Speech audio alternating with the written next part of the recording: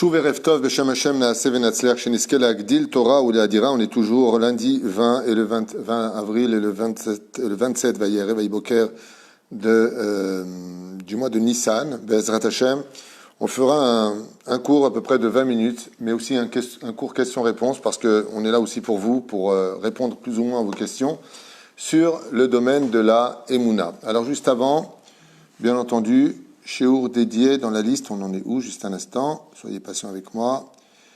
Comme ça aussi l'Askara ce soir des 30 jours de Salomé Rachel Pel Chaya Bat Miriam, Zechon Livracha, on en profitera aussi pour lui dédier. Mais le cours a été acheté ce soir par... Alors, Jérémy Alemi.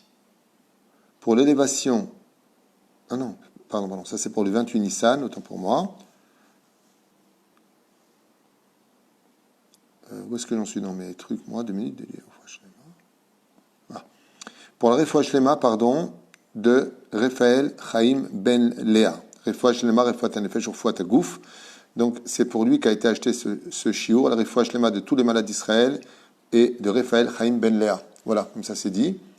Léonou Nishmat pour Zari Bat Zaïda. Zari Bat Zaïda. Be'ezrat Hashem, Roach Hashem, Tenachana Began Eden Lyon. On en profitera aussi pour souhaiter un bon mazal à Dona Karen Ben Zaken, Leinou Nishmat Eliaou Ben Salah, si je le prononce bien, Salha peut-être.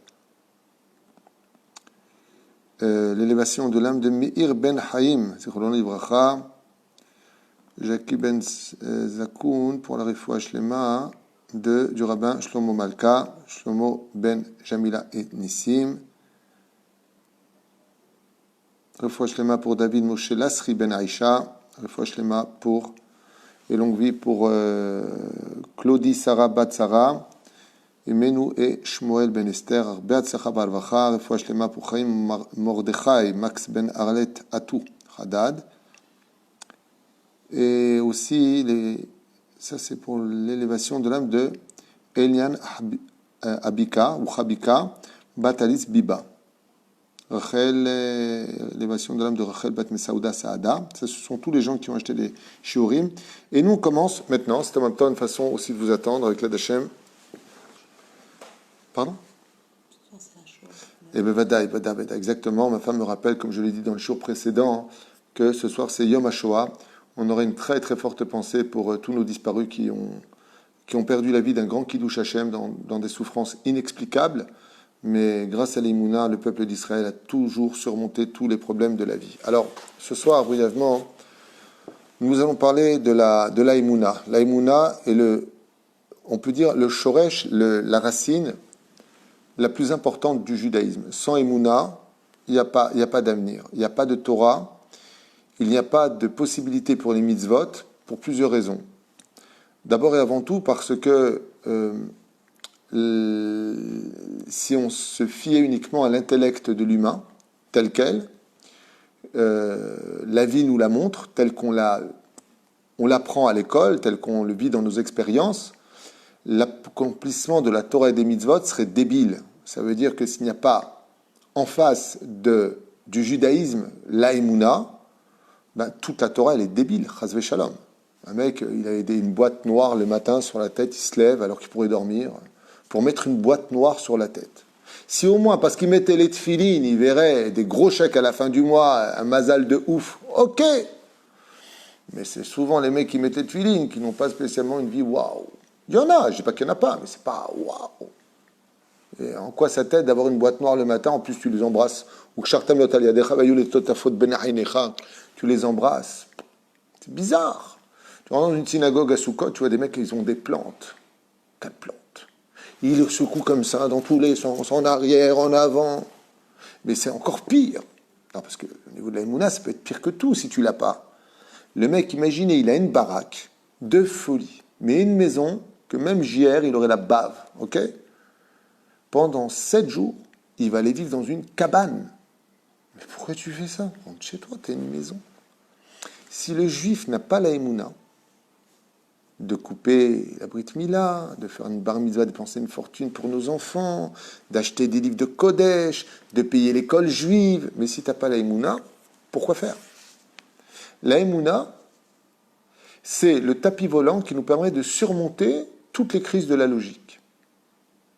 Et c'est très important de négocier sa Emouna. Les problèmes qu'on a, comme disent les Chachamim de façon très imagée, c'est dans la Chassidoute. La Emouna, c'est comme un jardin. Si tu ne l'arroses pas, il fane. C'est-à-dire si tu ne travailles pas ta Emouna, si tu ne te remets pas en question sur ta Emouna, si tu ne comprends pas que la Emouna elle est faite aussi un petit peu des fois on tombe, mais c'est pour mieux remonter. C'est normal que des fois on est... Mais qu'on ne laisse pas le doute s'installer chez nous, qu'on ait Bezrat Hashem toujours cette force de se dire, cette phrase la plus connue de la Emouna, c'est que quand on a de la Emouna, quand on a la foi en Dieu, on ne cherche pas des réponses, puisque la meilleure réponse à tous nos problématiques, c'est la Emouna. Et puis, quand on n'a pas d'Emouna, quelque part, les réponses ne suffiront jamais. Donc la Emouna, c'est la réponse à tous nos problèmes. Il faut le savoir. La Emouna remplit tous les trous dans lesquels un homme aurait pu se noyer ou mourir. Le problème qu'on a, c'est que, hormis le fait qu'on sait tous, comme je l'ai expliqué dans plein de shiurim, mais d'autres rabbénim encore eux-mêmes l'ont expliqué, peut-être de façon encore plus élogieuse, c'est que l'aïmouna, c'est une énergie. Le fait que je sois ma'amine, vraiment, que je vais adhérer à quelque chose à 100%, je vais avoir un mérite qui va provoquer une réalité. La émouna crée la réalité. Cette réalité vient d'une autre source. Ça veut dire de qu'est-ce qu'on parle? De Dieu lui-même. Tu crois en Dieu, Dieu croit en toi. Tu ne crois pas en lui, il ne croit pas en toi. C'est pour cela que la première règle d'un juif quand il se réveille le matin, s'il a de l'aïmouna, il ne doit pas parler de quoi que ce soit. Ni « oh là là, je suis en retard » ou alors « lève-toi » ou alors « tu me fais un café chéri ?» Non. La première parole d'un juif, c'est quoi? « Modé ani lefanecha » Tu vois pas ce qu'il y a de mal de dire « salut chéri, comment tu te sens ?» Tu te lèves après, tu dis « Modé ani ». Non, non, non, non, non. La première des choses que doit faire un juif et une juive, pour un juif, il dit « Modé ani », pour une juive, il dit « Moda ani ». Ok? Mais pourquoi tu dis cette phrase? Pourquoi c'est si important de dire cette phrase? Parce que Dieu t'a rendu ta neshama, mais tu vas le dire après. Elokai, la neshama que tu m'as rendu dans mon corps. Alors pourquoi tu dis Modéani? Parce que le fait de dire cette phrase tous les matins est une preuve que tu crois en Dieu, que tu adhères à Dieu. Et maintenant que tu lui as dit, toi, Modéani, les fanecha, melechai vekayem, je te remercie. Mais pourquoi? Ça va te payer tes factures, ça va t'arranger ta vie, ça va donner une meilleure relation avec ta femme ou avec ton mari. En quoi ça donne de la émouna le fait de le dire? Réponse très simple de la chassidoute, très belle. C'est les deux derniers mots de Modéani. Étant donné que toi tu dis à Dieu tous les matins, Modéani lefanecha melech hay vekayam, sherzach tabi nishmati behem la rabba emunatecha. C'est pas comme ça qu'il faut le dire. Et là comment? Modéani lefanecha melech hay vekayam, sherzach tabi nishmati. Point. Tu t'arrêtes. Ça c'est ce que toi tu as dit à Dieu. Toi, tu dis à Dieu, je viens reconnaître, je viens te remercier, les hodot lecha, que tu m'as donné la vie, que tu me rends mon âme dans mon corps. Et alors, ça tu vas le dire après. Pourquoi tu le dis maintenant? C'est une redondance? Mais non, parce que si tu regardes bien dans le Siddur, il y a une virgule. Rabba emunatecha. Grande est ta emuna. Qui c'est qui dit ça? Qui parle à qui quand tu dis ça? Une fois que tu as été capable de dire à Dieu que tu crois en lui, alors tu rappelles que lui aussi, il croit en toi. Rabba emunatecha. C'est toi aussi, Dieu, qui a une grande foi en moi, puisque tu m'as donné la vie. C'est que tu crois en moi. Ça veut dire que chaque matin, quand un juif se lève, c'est une preuve que Dieu croit en lui. C'est une preuve qu'il a de la émouna, puisque Dieu le laisse encore vivre. Rabba emunatecha. Ta foi que toi, tu as mis sur moi, je ne veux pas te décevoir. Mais pour ça, il faut d'abord que toi, tu dises Modéani. D'abord, quand toi, tu es capable de remercier Hachem, de reconnaître Hachem dans ta vie, alors automatiquement, Baruch Hu, Baruch Shemu, Dieu il te dit, puisque tu es ma'amin, bi, puisque tu crois en moi, behemet, sache aussi une chose, tu sais, moi aussi je crois en toi. Alors automatiquement, si je crois en toi, c'est qu'il va se passer des turbulences dans ta vie. Parce que d'avoir de la émouna quand tout va bien, la émouna elle est hors jeu, tu la mets de côté. Quand est-ce qu'on a besoin d'émouna? Quand ça ne va pas dans la vie. Et donc, moins ça va dans nos vies, et automatiquement, plus on comprend que Dieu exige notre émouna. Les épreuves, comme l'explique le Ramchal, sont le baromètre de ta vraie émouna. Et plus Akadosh Baruch Hu va te mettre dans un étau stressant, oppressé, clac, j'en peux plus. Oh, très bien. Ça me rappelle la blague de l'Italien comme ça qui était sur une montagne très très haute. Ouais. Et puis il a glissé, il se tenait comme ça, il ne pouvait pas remonter si on ne l'aidait pas, il s'est mis à prier le ciel. Allô, allô, aidez-moi, aidez-moi, aidez-moi. Puis d'un coup il y a une voix comme ça qui sort, il lui dit je t'entends, je t'entends. Il dit mais c'est qui? Il dit c'est Dieu. Et il lui dit aide-moi, je t'en supplie. Il lui a dit oui, il n'y a pas de problème, lâche-toi dans les airs et avant de toucher le sol, je te ferai ralentir. Et à ce moment-là l'Italien il dit il n'y a pas quelqu'un d'autre. C'est la blague. Aval, c'est exactement ça. Le Créateur du monde, il te dit, attends, quand tu as les pieds sur terre, quand tu contrôles ta vie, quand ça se passe comme tu veux, quand tout se déroule dans des plans tout à fait cartésiens, tu n'as pas besoin de moi. Tu n'as pas besoin de moi. Quand tu as la santé, tu as l'argent, tu as la meilleure des femmes, tu as le super enfant, tu as le meilleur des maris, si vous pouvez le sens contraire, tu as des beaux-parents en or, tu as une belle fille, c'est une tzadéket, elle est mieux qu'une fille, ok? Ben, tu viens prier, pourquoi faire? C'est ce que je lui demande, j'ai tout. C'est grâce au manque que Akadosh Baruch Hu peut placer au centre de la vie le pourquoi du tikkun de la Emouna. Il faut comprendre ce que je vais vous dire parce que ce que je vais vous apprendre maintenant, enfin ce que je vais apprendre, ce qu'on va partager dans l'étude, est d'une importance capitale pour comprendre comment ça fonctionne. La Emouna, c'est le tikkun pour lequel le monde a été créé. C'est-à-dire que si je devais un jour répondre à mon fils, qui me dirait « Papa, pourquoi Dieu nous a créés? Qu'est-ce qu'il avait besoin de ça ?» La réponse qu'on pourrait donner pour englober tout l'ensemble de la Torah, c'est « Est-ce que tu crois en Dieu? Est-ce que tu adhères à Dieu ?» Croire en Dieu ne veut pas dire « je l'accepte comme un philosophe qui accepte l'existence de Dieu ». Croire en Dieu veut dire que tout ce que je vais vivre va se relier à deux personnages qu'on va tout de suite élaborer ensemble, un qui est dans Masechet Brachot, l'autre qui est dans Masechet Ta'anit, à la page 21, Amoud Aleph, qui ont dit deux phrases magiques. Et ces deux phrases magiques englobent tout le domaine de l'Aïmouna. Le premier personnage était le maître. Rabbi Gamzo, Ish Gamzo, donc Rabbi Nahum de Gamzo. C'était le nom qu'on lui donnait, Rabbi Nahum de Gamzo. Vous connaissez tous son histoire, on en a parlé de plein de shiurim, donc ce n'est pas la peine de revenir dessus, mais en synopsis, vraiment en très court. Rabbi Nahum de Gamzo était le maître de Rabbi Akiva, et il avait une émouna inébranlable. Donc je vous fais ça en deux mots. L'empereur de Rome décide des décrets qui éliminaient la valeur du judaïsme en Israël, pas de Shabbat, pas de Brit Mila, pas de renouvellement de la lune, pas d'études de Torah, patati patata. Les sages choisissent Rabbi Nahum de Gamzo pour rejoindre l'empereur en lui donnant une caisse remplie de diamants et de pierres précieuses. Lui accepte volontiers cette mission, il a l'air d'être très simple d'esprit alors qu'il a toute la Torah en lui comme le Har Sinaï. Et en arrivant à une auberge, juste avant d'arriver chez l'empereur, l'aubergiste remarque le coffret, lui vole pendant qu'il se repose et remplit ce coffret de terre. Qu'est-ce qui se passe? Eh bien, le lendemain matin, quand, écoutez bien, Rabbi Nahum de Gamzo se lève, eh bien, il ouvre le coffret, il voit de la terre. N'importe quelle personne aurait vu ça, il aurait rebroussé chemin pour dire, écoutez, on m'a volé les diamants, remettez-moi des diamants. Sa émouna, lui, est tellement puissant, tellement grande, tellement grandiose, qui dit que si Dieu, il a laissé le voleur lui prendre cela, qu'il se soit endormi, lui qui dormait jamais, si profondément, et qu'il lui a mis de la terre, ben c'est que Dieu veut que j'emmène de la terre à l'empereur. Il faut vraiment être stupide pour penser une chose pareille. Mais il a un secret dans sa émouna que les gens n'arrivent pas à comprendre. Et vous allez écouter ce que je veux dire, c'est vraiment important. Bémet important. Résultat, il arrive devant l'empereur, je finis vite. L'empereur dit, mais attends, c'est quoi cette terre que tu m'amènes? Est-ce que je manque de cailloux chez moi pour que tu m'amènes cette terre ici? Et se fait un miracle.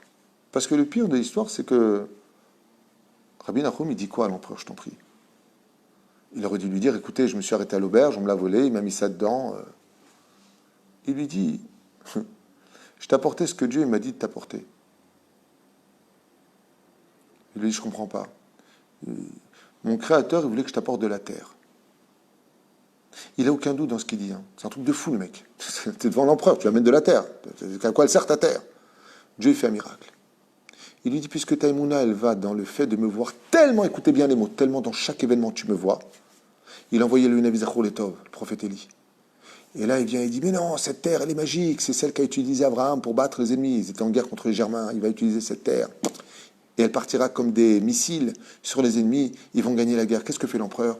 Il prend la caisse qui était vide jusqu'au dernier grain, comme ça, et il a rempli des plus belles pierres précieuses de Rome, et il lui donne à Rabbi Nachum de Gamzo, il dit, tu peux retourner chez toi, comme tu m'as fait gagner une guerre très importante pour Rome, je t'annule les décrets aux Juifs, des Juifs, tu peux retourner en paix. Il revient avec des diamants encore plus beaux, plus importants que ce qu'il était parti. Et le décret a été annulé. Quelle phrase a dit Rabbi Nachum de Gamzo? Gamzo letova. Alors retenez bien cette phrase-là parce que c'est très important pour la Emouna. Gamzo letova. Ça aussi, c'est pour le bien. Le Chida explique. Rabbi Chaim David de Sefazoulaï. Le Chida, il dit, chaque fois que tu as le mot gam, aussi, c'est péjoratif. C'est pas une bonne nouvelle. Gam kirer beget salmavet. Ine matov umanaim, shevedachim gam yahad. C'est très beau la famille. Il y a toujours le mot gam. C'est quoi gam? Famille, c'est bien, mais on se rappelle de mauvais souvenirs. Et puis quand on ouvre des frontières, parce que ça explose très vite. Il n'y a pas plus beau que d'être ensemble. Mais fais attention, là où il y a du beau, il y a toujours du danger.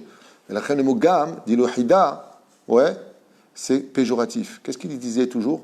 Gam zoletova. Qu'est-ce que ça veut dire gam zoletova? Au niveau du pshat, ça veut dire les événements. Bon, c'est pour le bien. Non. Il est en train de te dire, les événements tragiques, c'est que pour le bien. Gam, virgule, zoletova. Davar nifla venisgav. Gam zoletova. Ça veut dire que quand on lui a changé et qu'on lui a volé les diamants et les pierres précieuses, qu'est-ce qu'il a répondu, Rabbi Nachum? Il a dit, Gam zoletova. Qu'est-ce que ça vient nous apprendre?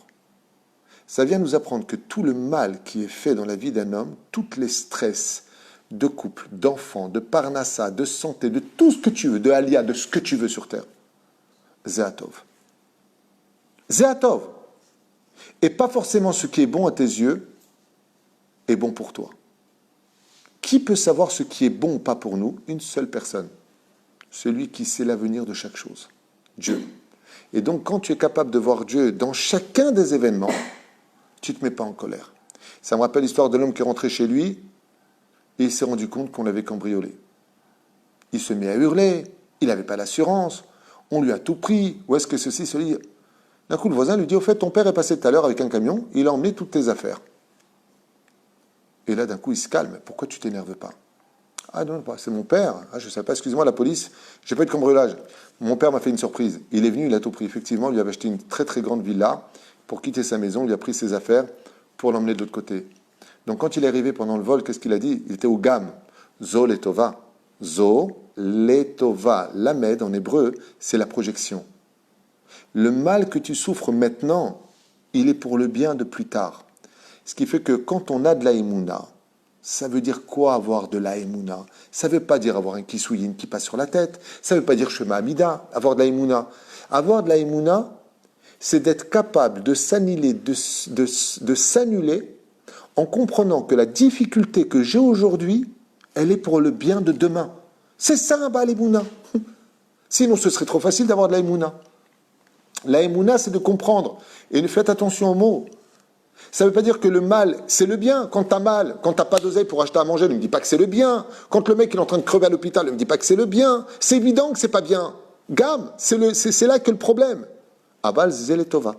Ce mal, cette reconnaissance du problème que je vis, je sais que c'est problématique. Aval zeletova. Comme une femme qui accouche, elle hurle, elle est mal. Elle vient même jusqu'à s'évanouir. J'en peux plus. Alors pourquoi tu fais des gosses après? T'as vu ce que t'as subi? Ce que t'as subi? Pourquoi tu fais ça? Parce que tu dis, Gam, zeletova, mazel tov. J'aime bien qu'une femme, quand elle accouche, je lui dis, alors, oh, c'est votre enfant, ça a été dur, madame, vous avez souffert. À un moment, vous avez hurlé, vous avez regretté, vous avez fait un éder de plus jamais amener d'enfant. Personne ne se pose qu'est-ce qu'on dit quand on a un enfant? Mazel tov. Mais punaise, pourquoi vous vous intéressez pas à l'accouchement? Vous savez combien j'ai morflé pour accoucher, va dire la femme? Parce que pour tout le monde, Hagam sheaya ou letova yom. Tout le monde applaudit et mazel tov. Et on fait une brit mila, l'enfant, on va lui couper, le petit, il pleure et il hurle. Mais l'enfant, s'il pourrait parler, il dit, vous êtes malades les mecs, on est en train de me couper le machin, je suis en train d'hurler, en plus il me retourne la peau, et vous dites Mazal Tov, Yegadol Batora, je suis en train de morfler. Gam, Zoletova. Avoir de la émouna, c'est d'être capable de comprendre que les événements tragiques que je vis aujourd'hui, Hem Tovim Bijvili demain. C'est ça la émouna. Ce qui fait que quand tu vas selon ce principe, qui est le même que celui de Rabbi Akiva à un autre degré, d'Amar Rabbi Akiva, Kol de Avid Rahamana letavavid. Qu'est-ce qu'il dit Rabbi Akiva? Il dit Kol de Avid, tout ce que fait Dieu, letav avid, c'est le bien qu'il fait. Il ne dit pas au début tout ce que fait Dieu c'est le bien. Il dit Kol de Avid Rahamana. Rahamana en araméen c'est Dieu. Tout ce que fait Dieu, eh bien quoi où? Letav. Ça va être arrêté si tout ce que fait Dieu c'est le bien maintenant. Non, letav avid. Il y a une suite. Tout ce que fait Dieu, c'est dur. L'état va vide. Il rejoint exactement son maître, Rabbi Nachum de Gamzo. Ce qui fait que quand on vient et qu'on espère quelque chose dans une épreuve très difficile, et le mec il dit Ma'amine que ça va s'arranger, et ça ne s'est pas arrangé. Ben, tu as envie de descendre ta moula, tu ne crois plus en rien. Tu avais une fille merveilleuse, elle était malade, tu pries pour elle, comme Salomé Zechorona de Vracha, okay? Ou tous ces gens qui sont décédés. Combien de Teilim on a fait? Combien on a mis de Tzedaka? On a pris des mitzvot sur nous. Allez Dieu, punaise, mince, libère un peu. Allez, stop. À quoi ça sert de prier? À quoi ça sert tout ça? Ce sont des gens qui n'ont rien compris à la tfissa de l'Aïmouna. C'est pas ça avoir de l'Aïmouna en Dieu. L'Aïmouna en Dieu, c'est de comprendre que le problème que je vis, avec ses résultats positifs ou négatifs à nos yeux, à nous, sont pour le bien de demain. Quand est-ce qu'on l'a vécu? C'est l'explication que j'ai donnée à mon fils Shabbat. Quand est-ce qu'on l'a vécu? À la mort de Nadav et Avihu, quand ils sont morts, Aaron, il s'est tué. Vaïdom Aaron. Il n'a pas parlé. Ni il a marqué il a rigolé, ni il a marqué Gamzol et Tova, ni il a marqué qu'il a pleuré, ni il a marqué qu'il était en colère contre Dieu, ni il a marqué qu'il a perdu saImouna. Vaïdom Aaron. Il a arrêté le temps. Cet homme extraordinaire qui était Aaron et qui perd 2 de ses enfants sur 4 réalise exactement la phrase de Gamzol et Tova. Vaïdom, il arrête le temps. Il a dit, tiens, Dieu me les a pris. J'attends. Qu'est-ce qu'il a attendu? Il a attendu de voir pourquoi Dieu avait fait ça. Et l'aïmouna, c'est d'être capable d'attendre. Je répète. L'aïmouna ne veut pas dire dans l'absolu rester sans réponse. Mais est-ce que tu serais capable d'attendre le temps d'avoir ta réponse? Et la réponse, on l'a tôt ou tard. Ou après ta mort, tu l'auras devant Dieu, ou à la résurrection des morts, par la bouche de ceux que tu as perdus, ou par les événements de la vie qui vont t'ouvrir les yeux. Et quand est-ce que Aaron va voir les résultats de son silence? Écoutez bien ce qu'écrit les Chachamim, c'est extraordinaire. Quand son petit-fils, Pinchas ben Elazar ben Aaron à Cohen, Elazar, il a engendré un fils qui s'appelle Pinchas. Et quand il y a eu Maaseh Zimri ben Salou et Cosbi Batsour, vous savez, quand celui de la tribu de Shimon, Cosbi ben Salou, il est parti avec Cosbi Batsour, ils sont partis ensemble, de façon incestueuse, aux yeux des hommes, comme un film de pornographie Hashem Yishmor V'Rachem. Pinchas, il a pris un romach. Et il est parti comment on dit, les embrocher. Ouais. Le Zohar HaKadosh, il vient et nous dit que pour passer les 24 000 hommes de garde que possédait Zimri ben Salou, il fallait un courage hors du commun. Il a eu tellement peur pour sa vie, Pinchas, que si Dieu dit le Zohar HaKadosh ne l'avait pas pénétré les âmes de Nadav et Avihu en lui, il n'aurait pas pu sauver le peuple d'Israël, les embrocher et arrêter l'épidémie du peuple d'Israël. Alors j'ai une question à poser dans ce cas-là. Et c'est ce qu'a compris Aaron. Quand il a perdu ses fils dans la paracha de Shemini, oui, et que dans la paracha de Balak, c'est-à-dire un livre après, paracha, dans le livre de Bamidbar, paracha de Balak à la fin, et que Pinchas y vient et qu'il les embroche, par quel mérite il a eu? Quelle force Dieu lui a donné? Les Chachamim, ils nous disent, si Nadav et Avihu n'étaient pas morts à la paracha de Shemini, ils n'avaient pas quitté leur corps. Comment tu veux qu'ils rentrent dans le corps après de Pinchas pour sauver le peuple d'Israël? Ça veut dire que grâce à la mort, quelqu'un meurt, tu dis grâce à sa mort? Ça va pas, non? Non. Grâce à leur mort, Pinchas, il a pu faire ce qu'il a eu. Il a eu une paracha en son nom. Et grâce à la mort de Nadav et Avihu, plus l'âme de Pinchas, qu'est-ce qui est sorti comme Neshama? Celle d'Eliyahu Hanavi Zachulitov, Pinchas et Eliyahu. Comment Pinchas, ça peut devenir Eliyahu? Parce que les catastrophes de la mort de ces 2 enfants de Nadav et Avihu, mélangées à l'âme de Pinchas, ont créé à eux 3 une nouvelle âme qui s'appelle Eliyahu Hanavi Zachulitov. Et grâce à leur mort et à l'action de Pinchas, on aura la Géoula grâce à Eliyahu Hanavi qui viendra changer le cœur de l'homme. Alors je repose la question. Gam, c'est bien ou pas bien? Zoletova, c'est Metsuyan, heureusement qu'ils sont morts, car grâce à leur mort, tout le peuple d'Israël vit et ils sont devenus le symbole de la résurrection des morts. Donc, Gamzo Letova. Et pourquoi je vous parle de ça? Parce que la majeure partie des gens estiment que s'ils ont de la Emouna et qu'ils vont se donner 100% à faire des choses, le mec, par exemple, prenons une chose simple, il a une société, ben mec, il y croit à 100%, je vais prélever ma serre, je vais aider le Rav Twitou, le Rav Intel, le Rav Agé, le Rav Allemand, le Rav Yoli, tout ce que tu veux. Ok? Et ça marche pas. Mais tu as envie de te dire, mais qu'est-ce que tu fais, Dieu? Pourquoi tu me fais ça? Je prie, je fais Shabbat, Est-ce que ça sert vraiment à quelque chose? La Emouna, c'est pas ça. C'est un degré d'Emouna qui existe. Je ne dis pas que ça n'existe pas. Mais c'est le primaire de la Emouna. La vraie Emouna, c'est de comprendre que les résultats qui ressortent de la vie sont le Tov absolu. Et la Emouna n'est pas dépendante du fait que ce soit positif ou négatif. Il y avait un chassid à l'époque du Baal Shem Tov. Lo Alin velo Alechem. Il y avait beaucoup de pogroms avec les Cosaques. Et il y a un chassid qui venait d'acheter une maison. Il a mis toutes ses économies dedans. Et malheureusement, eh bien, on nous raconte comme ça bizarrement qu'il y a un Cosaque qui a voulu acheter cette maison parce qu'il avait un beau jardin et sa femme, la femme du Cosaque, voulait cette maison. Il a fait accuser le juif de vol pour le mettre en prison, lui voler sa maison. Mais comme il savait qu'il était malhonnête, ce Cosaque, qu'est-ce qu'il a fait? Il lui a dit au juif, regarde, tu as deux solutions. Ou je te jette toi et ta famille en prison, ou tu me donnes les clés de ta maison et tu quittes le village. Le chassid, il a regardé le Cosaque, il lui a dit, il lui a pris sa main, il lui a pris les clés de sa maison, il lui a mis dedans. Il lui a dit, si le maître du monde, il veut te donner ma maison, c'est pour mon bien. Alors, puisque tu es venu jusqu'à ma porte me proposer de partir, je pars. Sa femme lui a dit, mais qu'est-ce que tu fais, chérie? Mais t'es fou, mais où on va aller? Et il lui a dit, juste une chose, laisse-moi prendre ma charrette et mon âne. Il a mis sa femme, et il a mis les enfants dessus.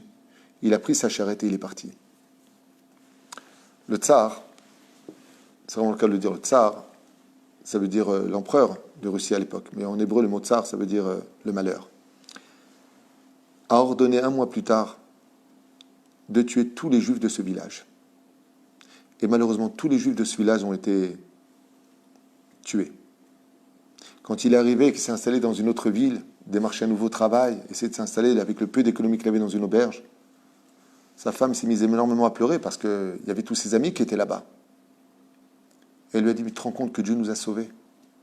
C'est ce qu'il lui a répondu le chassid. Il lui a dit, on n'a pas eu de doute un seul instant que tout ce que fait Dieu pour le bien. Rabbi Akiva, de la même façon, nous raconte la Gemara.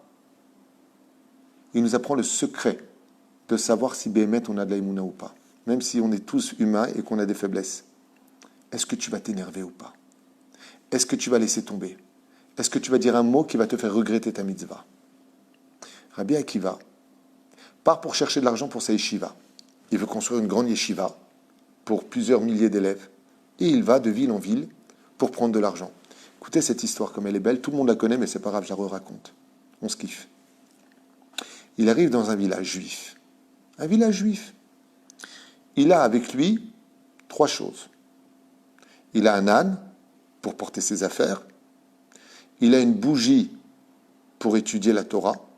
Et il a un coq pour le réveiller tous les matins pour prier au Netz Hachama, pour ne pas rater la prière du Netz.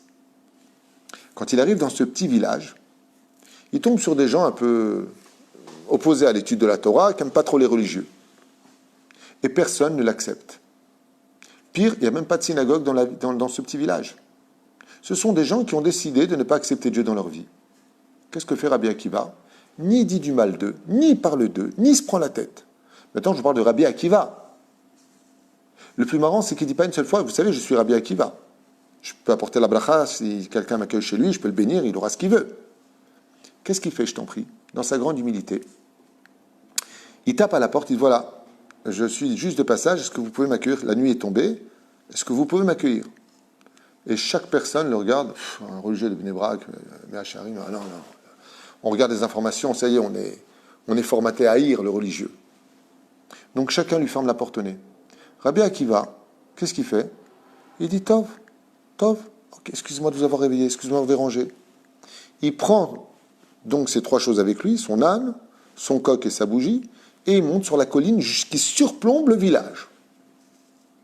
Et alors qu'il est en train d'étudier comme ça la Torah, il disait, bon, grâce à sa bougie, pas avec nous, comme on a des bonnes conditions, il est installé comme ça sur l'herbe, il met une espèce de petite paillasse en dessous de lui, il étudie.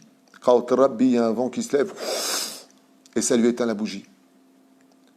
Qu'est-ce qu'il fait Rabbi Akiva, je t'en prie? Il dit, bon, maintenant je ne peux pas étudier la Torah, j'ai plus de lumière.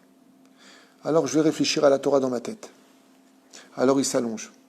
Il n'a même pas le temps de s'allonger qu'il entend un renard se jeter sur son coq et le dévorer devant lui. Qu'est-ce que fait Rabbi Akiva? Il dit, Tov, alors je vais essayer de me réveiller sans mon coq. Ni il verse une larme, ni il s'énerve. Il n'a pas le temps de se retourner, accroupi comme ça près de l'arbre pour se protéger du vent, qu'il y a un lion qui apparaît on ne sait pas d'où et qui lui dévore son âne. Toutes les affaires tombent par terre, l'âne se fait déchiqueter par le lion. Le plus marrant de tout, c'est qu'on sait que Rabbi Akiva a dormi. Mais comment tu peux dormir après une telle chose? Arrête. Si tu refais un récapitulatif, qu'est-ce qu'il a voulu faire Rabbi Akiva? Il est parti en mission pour la Torah. Il a quitté sa femme et ses enfants pour chercher de l'argent pour construire un avenir de Torah. Il a pris les animaux pour porter les affaires de Torah, pour qu'ils puissent se changer. Il représente la Torah. Donc il faut qu'il ait de beaux vêtements. Il les a mis sur l'âne. Il a pris le coq, pas pour représenter un match de foot. Il a pris un coq pour qu'on le réveille. C'était son réveil du matin. Tout ce qu'il a fait, c'est les Shem Shamaïm. Et Dieu lui a tout pris en un seul instant. Il est venu pour faire que des choses au nom de la Torah. Il s'est pris une tannée dans tout. Seulement, il y a marqué que quand Vaikatz Rabbi Akiva Mishenato. Et cette phrase-là, il faut bien la comprendre. Quand il s'est réveillé de son sommeil le matin, à la tzafra, ça veut dire et se lever le matin, Rabbi Akiva, il s'est levé avec le sourire. Mais la question qu'on doit poser, c'est comment tu as pu dormir dans des conditions pareilles? Tu as ton coq qui se fait dévorer, ton âne qui se fait dévorer par un lion, ce village pourri en bas, tu as tout perdu. Comment tu peux dormir? En général, quand ça ne va pas, on ne trouve pas le sommeil. De là, la Gemara vient nous apprendre qui était Rabbi Akiva. Il avait une totale confiance. Et qu'est-ce qu'il a eu? Que des échecs. Seulement au matin, quand est venue la lumière du jour, là où tu vois clair dans la vie, il se retourne et il sent une odeur de grillé, quelque chose qui ne va pas. Comme si on a brûlé du bois. Il se retourne et il voit que tout le village est passé entre les mains des 40 voleurs. Non seulement ils ont brûlé tout le village, mais ils ont tué tous les habitants qui s'y trouvaient. Qu'est-ce que fait Rabbi Akiva? J'ai pas fini. Il se lève. Et là, il regarde, qu'est-ce qu'il voit? Il voit que là où il y avait son âne, là où il y avait son coq, les 40 voleurs, les brigands, sont passés exactement à Arba Amot. Juste à côté de lui, devant l'arbre. Lui était derrière l'arbre. Et s'ils avaient remarqué qu'il y avait un âne avec des marchandises, il y aurait eu un coq qui était attaché, ils auraient compris qu'il y avait quelqu'un derrière. Dieu, il lui a tout pris pour le laisser vivre. Rabbi Akiva, il n'avait pas besoin de ce genre de cours. Il le vivait. Et pourtant, il n'avait pas de toit, il n'avait pas de chaise. Personne ne l'a accueilli. Mais il avait une chose en lui, un trésor qui ne s'achète pas par l'argent, un trésor qui ne se négocie pas avec des biens terrestres. Il avait la Emouna. C'est ça la Emouna. C'est pour ça que les gens, ils m'étonnent un peu quand ils disent « je ne comprends pas, j'avais la Emouna ». Et alors? Regarde où j'en suis. Et alors? Là où tu en es, c'est là que je dois jouer la Emouna. Ce mal, il est pour ton bien. Le Seder, attends de comprendre, attends de voir. Vous savez, je prends souvent cet exemple, parce que pour moi, il est tellement important et significatif. Quand on est malade, lo alenu velo alechem, on va voir un médecin, vous savez. On va chez le médecin. Tu vas voir ton rab, tu demandes une bracha pour que ça réussisse, mais il faut aller chez le médecin. Verapo et rapé. Le médecin a pour devoir de nous guérir. Dieu lui a donné ce pouvoir de nous guérir. Il ne peut pas décider de ta vie ou de ta mort, mais il peut décider de t'améliorer ta douleur et de te guérir. Alors, docteur, qu'est-ce que j'ai? Et le docteur, il te dit, écoutez, je ne sais pas comment vous le dire. Non, mais allez-y, docteur, je vous en prie, on ne va pas perdre de temps. C'est bon, allez-y. Bon, voilà, il faut absolument vous opérer très, très vite. D'un coup, tu poses une question et qu'est-ce qui se passe? Écoutez, si on n'opère pas, c'est fini. Il faut aller très vite. Mais ça veut dire, vous voulez m'opérer quand? Ce mois? Non, monsieur, tout de suite. On part maintenant à l'hôpital. Ok, merci beaucoup. Mais les chances que l'opération réussisse sont de combien?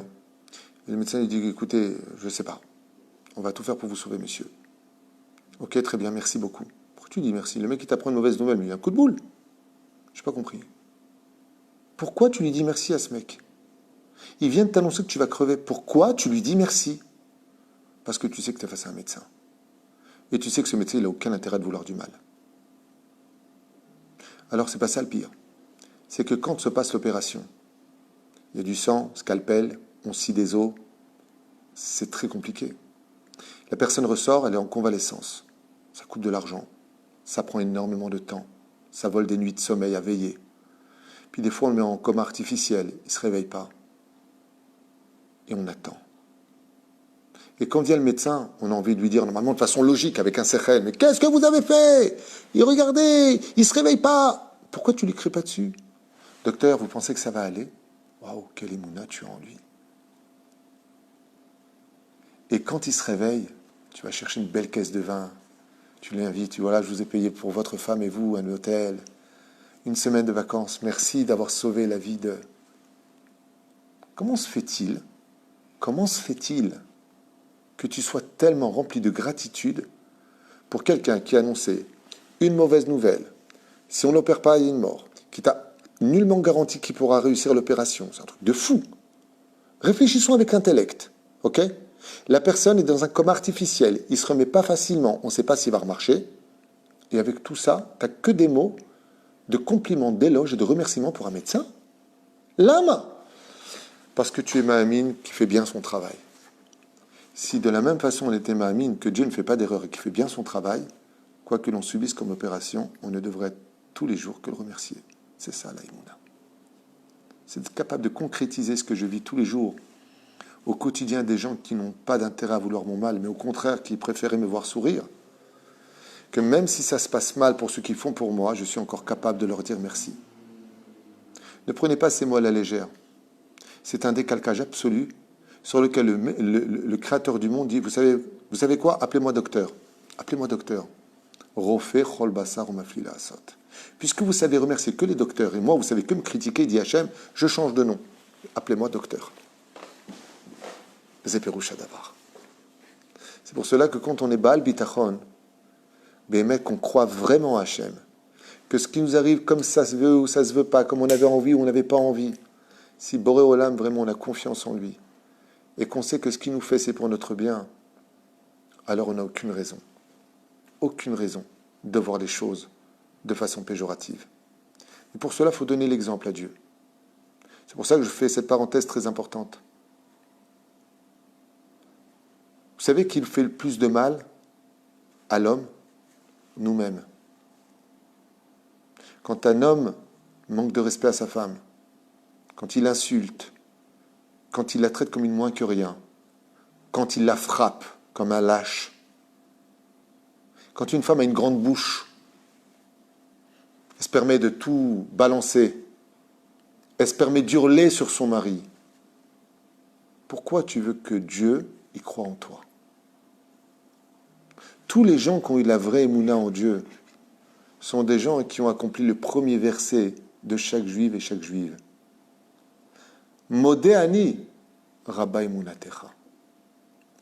Dieu dit, tu sais pourquoi je crois en toi, moi? Parce que tu as cru en moi. Donc si tu veux que la vie croie en toi, est-ce que toi tu crois au respect de la vie de l'autre? Combien les gens peuvent croire en toi? Combien on peut avoir confiance en toi? Alors que la vie de chacun de nous est yo-yo. Comment vous voulez que vos enfants, quand vous hurlez à la maison, comment vous voulez, quand tes enfants ils entendent des insultes, quand tes enfants ils entendent des choses qu'ils n'auraient jamais dû entendre, et qui voient des actes qu'ils n'auraient jamais dû voir, comment vous voulez qu'eux y croient en votre Torah? Ou en l'amour, pire que tout. Comment vous voulez qu'ils croient en tout cela?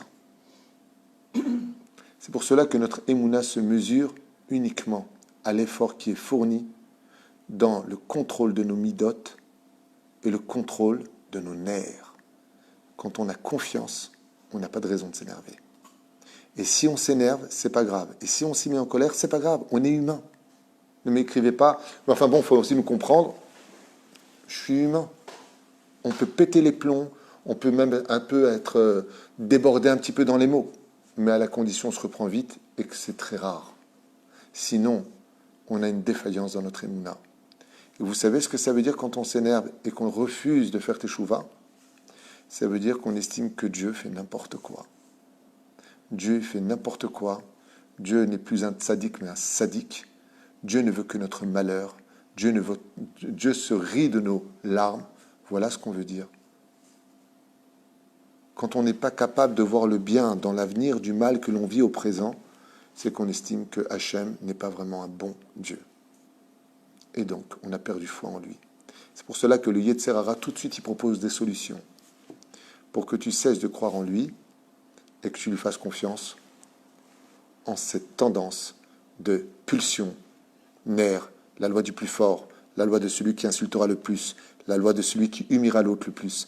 Toutes les mauvaises vertus, toutes les mauvaises pulsions de l'homme sont réunies dans la foi de je veux des résultats tout de suite. C'est exactement le combat de Yaakov et de Esav, chers amis. Quand est venu Esav, il lui a dit, mais à quoi ça sert les mitzvot? Voilà, Abraham, il est mort aujourd'hui. Donne-moi Mina Adoma, Adomazé, donne-moi maintenant je mange. Yaakov, Dieu lui a tout promis. Tout. Abraham, Dieu lui a tout promis. Tout. Yitzhak, il lui a tout promis. Qu'est-ce qu'ils ont vu de tout cela? Rien. Pourquoi? Parce qu'il les a laissés pour la fin des temps, pour nous aujourd'hui.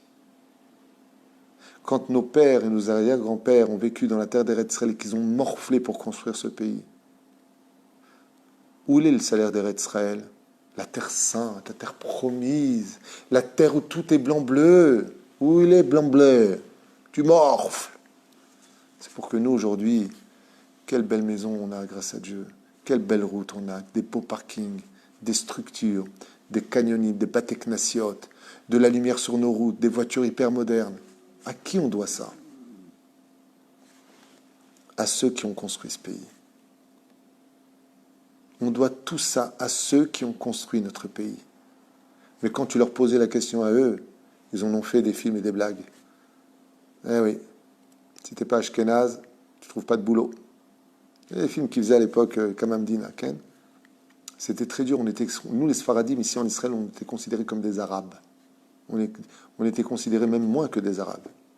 On n'était rien pour les Ashkénazim. Aujourd'hui, grâce à Dieu, ça a changé, tout va beaucoup mieux.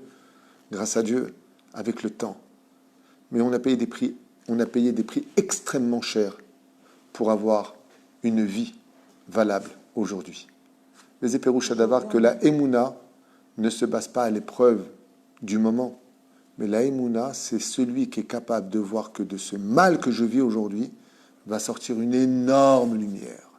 Et c'est pour cela que dans l'obscurité de la prière de Harvit, on dit Yotzer or mi pene chosher vechosher mi pene or.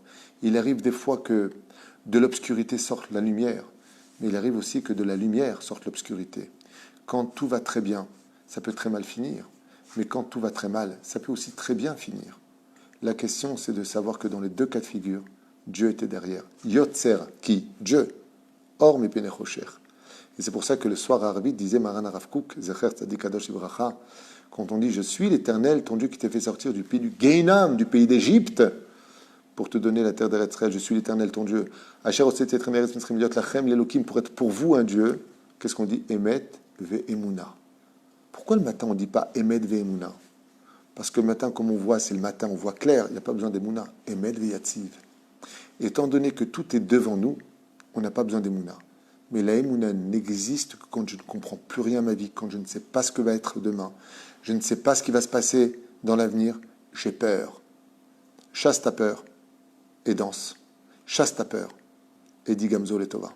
Chasse ta peur. Pourquoi? Parce que ce même Dieu qui t'a mis dans ces difficultés, qui t'a fait reculer, c'est pour te projeter vers quelque chose de beaucoup plus grand et beaucoup plus beau que l'obscurité que toi tu voyais être comme une lumière, ton métro, boulot, dodo. Alors fais-moi confiance, il te dit Hachem. Personne ne t'aimera autant que moi. Personne ne te fera du bien autant que moi. Et personne au monde ne pourra avoir plus de gratitude pour le moindre geste que tu auras fait pour moi, dit Hachem. Alors s'il y a une personne de qui tu n'as rien à craindre pour te faire du mal, c'est moi. Parce que pour l'instant, la seule personne qui se fait du mal, c'est vous-même, entre vous. C'est vous qui vous faites du mal, c'est vous qui vous vendez, c'est vous qui vous trompez, c'est vous qui mentez, c'est vous qui vous frappez, c'est vous qui vous insultez. Moi, je vous ai ni insulté, ni frappé, ni quoi que ce soit. Je vous ai tout donné. Et au lieu de vous servir de tout le bien que je vous ai donné pour me le rendre, vous l'avez utilisé en m'ignorant. Pas contre moi, mais en m'ignorant. Velachen, soyez gentils. Soyez gentils. Ne venez pas me voir pour des problèmes d'Emouna. Parce qu'en réalité, ce n'est pas en moi que vous n'avez pas cru, mais c'est en vous-même. Mais moi, j'ai toujours cru en vous. J'ai jamais changé de peuple. Je vous garde, je vous aime et je vous protège. Qui Hachem Tsur Olamim. Dieu nous protège. Mais si tu ne te protèges pas derrière lui, toi avec ta Emouna, alors personne ne te protège. Et pour finir, je raconte une dernière histoire très connue. Si vous avez des questions, j'essaierai d'y répondre, mais encore une fois, je n'ai pas les réponses à tout. Je m'efforce simplement de vous transmettre des messages du Talmud et des livres de biographie aussi que j'ai lus et d'autres études que j'ai parcourues dans ma vie.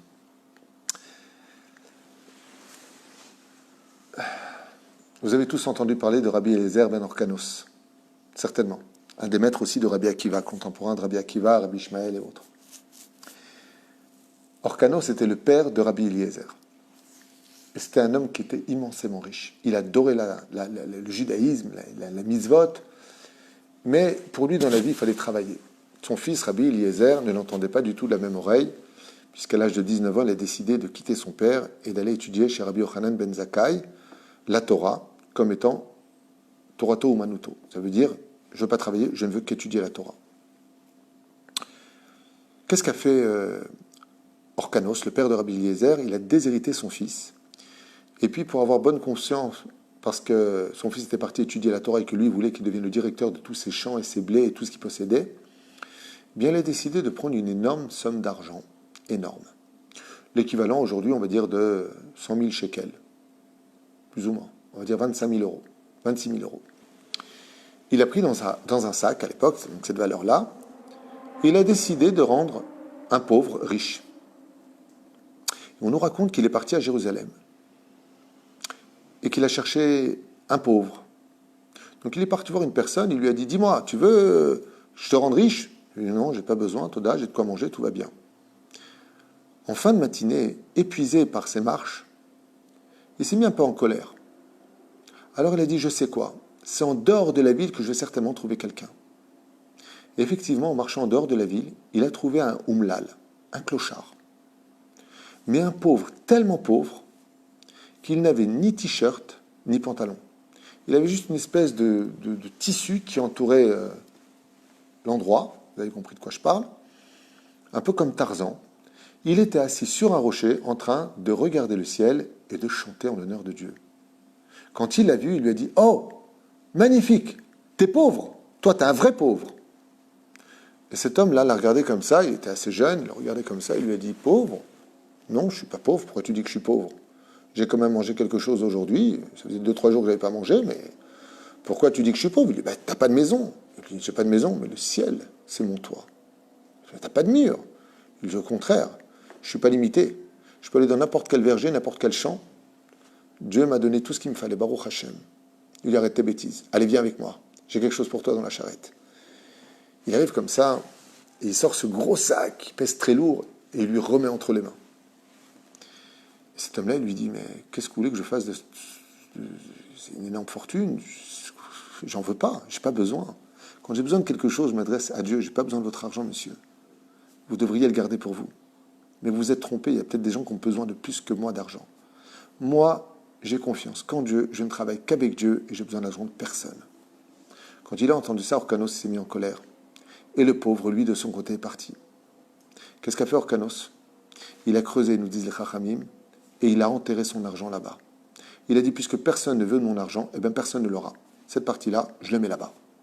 Seulement voilà que quelques années plus tard, à cause d'un décret romain, une famine s'est installée dans le pays et tous les riches ont perdu leur fortune, y compris Orkanos. Seulement Orkanos s'est rappelé à un moment qu'il avait caché une énorme fortune quelques années au préalable et a décidé de reprendre à toute vitesse son carrosse pour aller à l'endroit où il l'avait enterré. Et grâce à Dieu, en creusant, il entend le coffret, le sac était là-bas. Il entend le bruit des pièces. Il est comme un fou. il va se refaire. Il a tout ce qu'il faut pour réussir. Seulement au moment où il sort le sac de la terre, ils sont deux mains très lourdes posées sur ses épaules. Il se retourne, ce sont deux gendarmes de l'époque. Il lui dit, dis-moi toi, où tu as volé tout cet argent pour l'avoir caché ici, venir le récupérer aujourd'hui? Et il a beau jurer, il a beau s'exprimer, je suis Orkanos, vous ne me connaissez pas. Il dit, non, non, vous ne me connaissez pas du tout, on n'a jamais entendu parler de vous. Et écoutez bien la suite. Il lui dit, on t'emmène tout de suite chez le gouverneur. Et lui décidera si tu vas en prison à vie, si on te pend haut et court, peut-être qu'il croira à ton histoire en éclatant de rire. Et voilà qu'Orkanos est emmené devant le gouverneur, un homme de belle stature, une barbe comme ça, imposante. Il le regarde et il lui dit shalom, il lui dit shalom.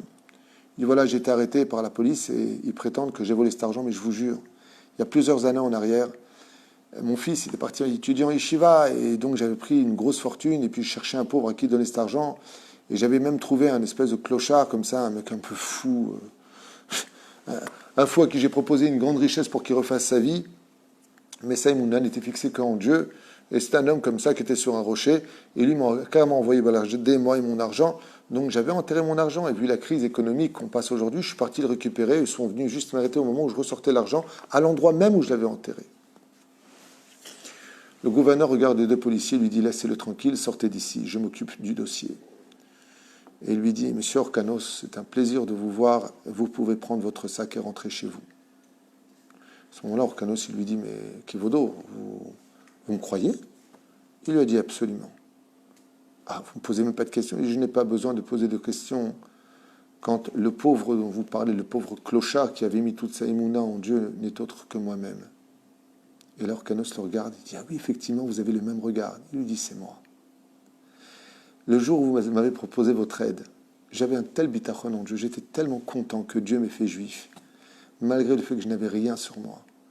Qu'en vous quittant, ayant eu l'occasion de devenir riche grâce à vous, j'ai dit à Dieu, si tu un jour, Dieu, je dois être riche, je veux que ça vienne que de tes mains à toi.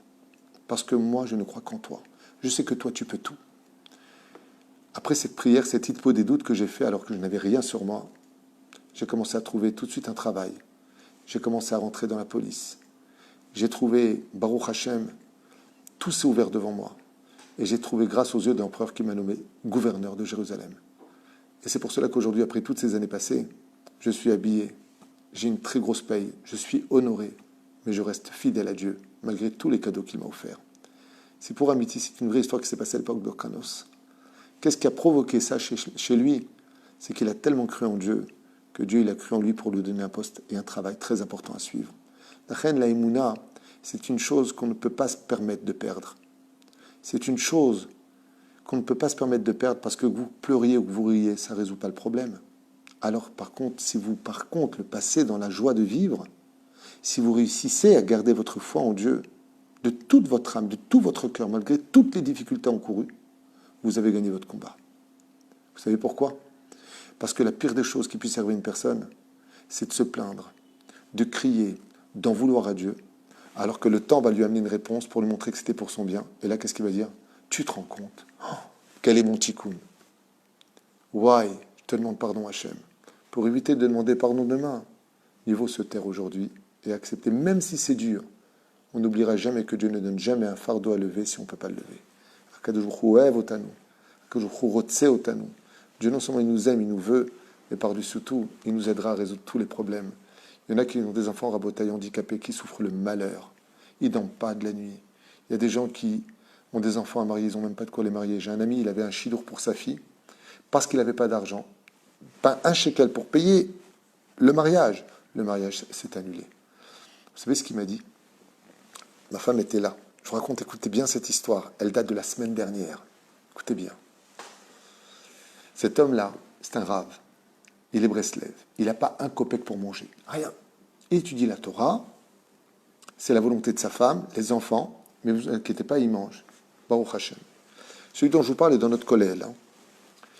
Il m'appelle et il me dit, donc avant Pessah, qu'il devait marier sa fille. Et comme il n'avait pas du tout d'argent pour marier sa fille, eh bien, le chidour s'est annulé. C'est là. Il est venu me voir et il m'a dit, tu te rends compte? Alors parce que j'ai pas d'argent, je ne peux pas marier ma fille. Elle est tellement belle, elle est tellement remplie de midot, c'est une fille exceptionnelle. Bon. Je lui ai dit, moi, monsieur l'élève de Rabbi Nachman, où est ta Emouna, le Gamzo le Tova, pourquoi tu danses pas comme d'habitude? Il m'a dit, Atatsodek, il m'a dit, je regrette. Gamzo le Tova, Gamzo le Tova, Gamzo le Tova. Ezrat Hashem, tout s'arrangera. Il m'appelle la semaine dernière. Mamache, la semaine dernière, je vous invente rien. Je peux même vous donner son nom, son adresse si vous voulez. Il m'appelle, il me dit, Rabbi David, il faut que je te raconte quelque chose, c'est un Israélien. Il me dit, Makara, je lui dis, il lui a fait, ma fille, elle a fait un shidour. Elle a fait un shidour avec un Mehandes, quelqu'un qui a un très haut poste, qui a une très très très belle situation. Il est tombé fou amoureux de ma fille. Fou amoureux de ma fille. Je lui dis, alors? Il me dit, tu sais qu'on est en confinement en ce moment? Je lui dis, oui. Il me dit, tu sais qu'on ne peut pas louer de salle en ce moment? Je lui dis, oui. Il me dit, tu sais qu'on ne peut pas beaucoup se réunir en ce moment? Je lui dis, oui. Où tu veux en venir? Il me dit, ben, elle a demandé la main de ma fille et il est tellement amoureux d'elle qu'il ne veut pas attendre.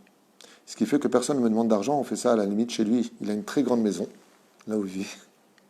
Et on fait ça chez lui. Et je lui dis, dis-moi, Tzadik, combien va te coûter le mariage? Il me dit absolument rien. Mais le plus marrant de tout, c'est que je viens avec toute ma dignité. Je lui dis, tu regrettes pas un peu, t'énerves parce que ta fille a fait un shidour avec un Bachour Shiva, avec le père il a dit, t'as pas d'oseille, tu mets pas d'argent, alors il n'y a pas de mariage. Il m'a dit, c'est dingue, c'est dingue. Ce confinement m'a sauvé la vie. Je lui dis, tu vois, il fallait simplement être patient. Ta fille devait faire un shidour. Cette beauté, cette princesse, sa déquête, ça n'a pas marché.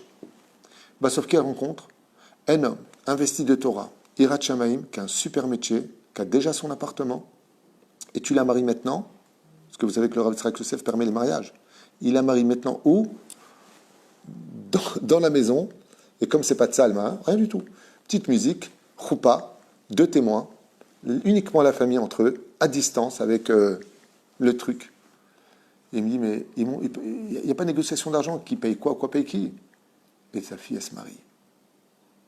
Je lui dis, tu vois la différence? Il y a 1 mois, tu m'as raconté le malheur de ta fille, et la semaine dernière, donc 1 mois plus tard, il m'annonce le mariage de sa fille. Akol letova. Juste, synonyme du mot Emouna, patience. Attendez. Ouais, mais j'en peux plus, je peux pas comme ça. Patience. Le sage Josué, pourquoi Dieu ne nous a pas donné la manne dans le désert pour toute la semaine, pour le mois? La manne pour le mois, tu sais très bien qu'on va manger. Il dit, oui, mais si je vous avais donné la manne 1 fois par mois, vous auriez de la Emouna 1 fois par mois. Mais le fait que je vous la donne tous les jours, tous les matins, vous attendiez. Tous les matins, vous levez les yeux vers le ciel. Et vous avez acquis la Emouna suffisante pour avoir le mérite d'envoyer vos enfants en Eretz Israël. Zeperoucha d'abord. Comment on entretient cette émouna? Comment on entretient cette émouna? Selon Rabbi Nachman de Breslev, en étudiant les biographies de nos Chachamim pour la 1000e fois. Pas pour vous, je dis ça. Partout où je vais, je le dis, je le répète. C'est bien d'étudier la paracha, c'est bien d'étudier la halacha, c'est primordial la halacha pour être juif. Mais pour la émouna, il n'y a pas mieux que les livres de Moussar et les biographies de nos Chachamim. Le Maral de Prague, le Gaon de Vilna, Moreno Rav Baal Shem Tov, le Rabbi Lubavitch. Extraordinaire chef-d'œuvre qui est sorti du Rav sur Rabbi Nachman de Breslev, le livre marron. Un chef-d'œuvre. Quand vous lisez la vie de Baba Saleh, quand vous lisez la vie de nos rabbanim, vous allez comprendre combien eux qui étaient tout n'avaient rien. Et combien ils étaient heureux d'avoir un mérite pour pouvoir nous sauver. Ça veut dire que nos rabbanim, eux, ils n'avaient rien, mais ils avaient beaucoup de mérite. Et ce mérite était tellement grand qu'ils ont sauvé nos vies avec. Mais s'ils avaient profité de leur mérite, comment ils auraient pu nous sauver à nous? Zeperoucha Davar. Étudiez les biographies des Chachamim. Apprenez à faire la hitbo des doutes. Parlez avec Dieu. Vous savez, quand on parle, on enlève déjà 50% du poids qui est en nous. Parlez avec Hachem. Vous manquez de quelque chose? Adressez-lui à celui qui a toutes les clés. Maître du monde, sans vous énerver. Sans vous dire les enfants, j'en ai marre de vous. Clac, partez. Non, dites pas ces mots-là. Que Dieu vous bénisse, mes enfants. Que Dieu vous calme, mais pas les maudire. Parler avec Hachem est un énorme remède pour retrouver la Emouna. Même parler avec vos époux, parler avec vos femmes. Le fait de parler engendre automatiquement chez nous la Emouna de croire qu'on est écouté. Parce que sinon tu parles seul. Donc quand tu parles avec Akadosh Baruch Hu, ça prouve que tu sais qu'on t'écoute. Et au fond de nous, on sait que Dieu est à l'intérieur comme à l'extérieur de nous. Il y a une Emouna qui est ancrée en nous, qu'il faut simplement savoir réveiller avec l'humilité, les mots et la patience. Baruch Adonai l'olam amen v'amen. Valken tisku le'arbe emunot ve'le'arbe smachot b'chaim. Amen v'amen. Soyez patients, mais surtout, je vous le dis, je vous le répète, Homme comme femme, comme enfant à la maison, on est confiné, on est sur les nerfs, il n'y a pas d'oseille, il n'y a pas de ceci, il n'y a pas de cela, tout ce que vous voulez. Ça ne justifie pas le respect des autres. Ça ne justifie pas qu'on se donne tous les droits pour vider nos nerfs et prendre les autres pour des punching balls. Hashem shmor virachem. Parce qu'on doit donner l'exemple à Dieu. D'abord, tu dis Modéani, et lui te répond Rabba et Munatecha. Kol Tuv.